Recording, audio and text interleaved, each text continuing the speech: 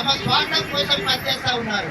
కానీ వాళ్ళు రోడ్డు మీద అడ్వకేట్ కోర్టు వేసుకొని మేము అన్యాయం అయిపోయినామాట అని చెప్పి ఈరోజు మనందరి తరఫున, వాళ్ళ కోసం కాదు మనందరి తరఫున ఈరోజు ఎండల్లో నడుస్తున్నారంటే వాళ్ళందరూ కూడా శాసనగారు బార్ అసోసియేషన్ తరఫున మేము ప్రత్యేకంగా ధన్యవాదాలు తెలియజేస్తూ, మీరు నడిచే క్రమంలో ఎన్ని ఆటంకాలు వచ్చినా మేము మీకు అండగా ఉన్నామని చెప్పి కూడా మీకు తెలియజేస్తూ, అలాగే ఇక్కడి నుంచి హైదరాబాద్ పోయే వరకు కూడా పోలీసులతో మనకు ఆటంకాలు వస్తాయి.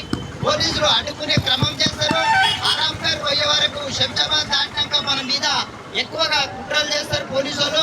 కాబట్టి ప్రతి న్యాయవాదులు కూడా వీళ్ళను, మన అలంపూర్ బార్ అసోసియేషన్ మిత్రులను, న్యాయవాద మిత్రులను ముఖ్యమంత్రి చేరే వరకు, ముఖ్యమంత్రి దగ్గరికి పోయే వరకు కూడా మనం రక్షణ కవచాలుగా వాళ్ళకు అండగా నిలబడాలని చెప్పి మీ అందరికి కూడా కోరుకుంటున్నాను. ఇక్కడ నుంచి మీ బాధ్యత మాది.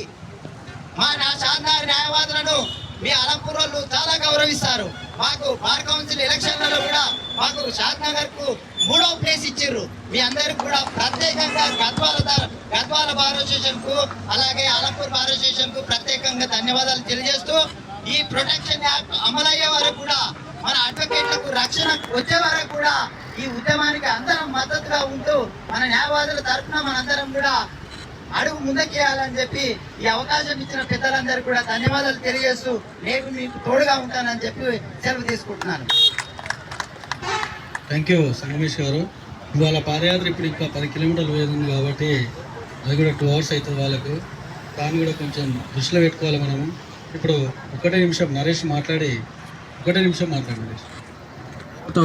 వీళ్ళకు సన్మాన కార్యక్రమం ఉంటుంది కాబట్టి మరి న్యాయవాదుల సంక్షేమం కొరకు, న్యాయవాదుల పరిరక్షణ కొరకు మరి ఆలోచన ఎందుకు వచ్చిందో, మంచి ఆలోచన, పాదయాత్ర చేసి ప్రపంచానికి అందియాలి పాలమూరు నుంచి అసెంబ్లీ వరకు అని శ్రీనివాసన్న గారిని చాలా అభినందిస్తూ వారికి ధన్యవాదాలు తెలియజేయాలి. నైట్ వాళ్ళ యొక్క యాత్ర ఈ బూరుల కాడికి వెళ్ళి రాయకల్ వరకు ఫాలో అయ్యాను.